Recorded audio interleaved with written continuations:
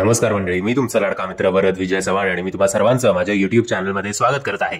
म्हणजे आज रिलीज झालेला आहे सिद्धार्थ मल्होत्रा स्टारर योद्धा हा सिनेमा. आता योद्धा बघितल्यानंतर एकतर आय थिंक हा 2.25 तासांचा सिनेमा आहे. योद्धा नावाची एक स्पेशल फोर्स तयार केली जाते. सिद्धार्थ मल्होत्रा एक आर्मी ऑफिसर आहे, ज्याला आधी एक मिशन दिलं जातं आणि मग त्या मिशनमध्ये तो अनसक्सेसफुल असतो आणि कोइन्सिडेंटली योगायोगाने जेव्हा एक प्लेन हायजॅक होत असतं तेव्हा पुन्हा एकदा तो या सिच्युएशनमध्ये असतो. आता या सिच्युएशनच्या भोवती खूप सारे ट्विस्ट अँड टर्न्स आहेत, त्यामुळे मी आत्ता ते तुम्हाला सांगून स्पॉइलर देऊ इच्छित नाही. म्हणजे इंटरवलला तर जे काही ट्विस्ट अँड टर्न्स दिले त्याच्यावरनं आपण ऍक्च्युली हलून जातो. आणि दिशा पाटनी हिचा जो रोल आहे तो भले एक्सटेंडेड कॅमिओ असेल, पण तिच्या रोलच्या अवतीभोवती पण खूप साऱ्या ट्विस्ट अँड टर्न्स आहेत. सो ओव्हरऑल एक फास्ट पेस ऍक्शन ड्रामा सिनेमा आपल्या भेटीला आलेला आहे. आणि जेवढा सिनेमा हा क्लायमॅक्स पर्यंत मजेशीर वाटतो ना, किंवा मजेशीर नाही म्हणणार, एंगेजिंग वाटतो ना, तेवढाच हळूहळू शेवटला जेव्हा याचा प्रवास सुरू होतो तेव्हा जर असं फोर्स्ड वाटतो, थोडं बोर व्हायला लागतं.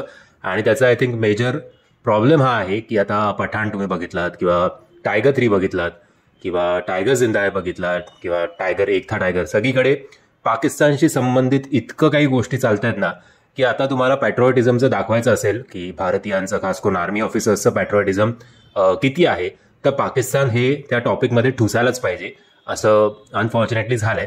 मे बी त्यांना दोन्ही देशांचे किंवा UAE आणि त्या सगळ्या भागांमधले हिंदू आणि मुसलमान दोन्ही ऑडियन्स हवे असतात, त्याच्यामुळे कदाचित बिझनेसच्या स्ट्रॅटेजीने हे सगळं केलं जातं असावं.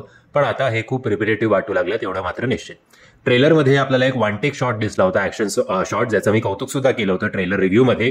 बट जेव्हा तुम्ही बारकाईने तो अख्खा सिक्वेन्स बघता तेव्हा तुमच्या असं लक्षात येतं की तो ऍक्शन शॉट जो आहे तो वन शॉट नाही आहे.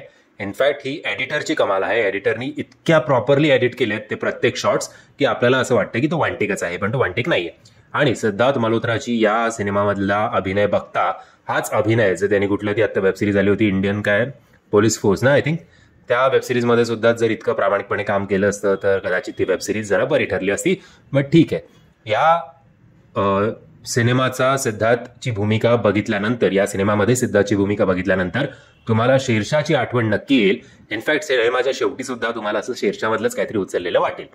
बट ओव्हरऑल आय थिंक एकदा तुम्हाला बघायला हरकत नाही हा सिनेमा. ओव्हरऑल गाणी पण बरी आहेत, गाण्यांमुळे स्टोरी पुढे जाते. गाण्यांमुळे कुठल्याही प्रकारचा स्पीड ब्रेकर या सिनेमाच्या पेसमध्ये येत नाही. पेस या सिनेमाचा खूप इम्पॉर्टंट आहे. Start to end throughout जो पेस मेंटेन केलेला आहे तो अतिशय कौतुकास्पद आहे. बाकी ओव्हरऑल आय थिंक हा सिनेमा काही फार 200, 300, 400 एवढी कमाई करेल नाही करेल माहिती नाही, कारण शैतानकडनं पण जास्त अपेक्षा होती. बट शैतानचं सुद्धा बॉक्स ऑफिस वीकडे पासून जे आहे ते कोलमडलंय. आता बघूया हा सिनेमा बॉक्स ऑफिसवर काय धुमशान घालतोय ते. म्हणजे जर तुम्हाला हा व्हिडिओ आवडला असेल तर मी देतोय या सिनेमाला 3 स्टार. मी आशा करतो तुम्हाला हा व्हिडिओ आवडला असेल. जर तुम्हाला हा व्हिडिओ आवडला असेल तर प्लीज या व्हिडिओला लाईक, शेअर आणि चॅनलला सबस्क्राईब करायला विसरू नका. जय हिंद, जय महाराष्ट्र.